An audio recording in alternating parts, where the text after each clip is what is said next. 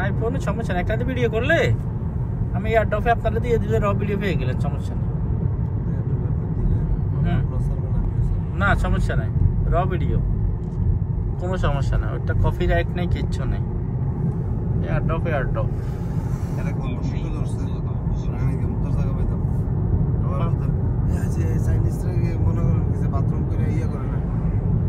হ্যাঁ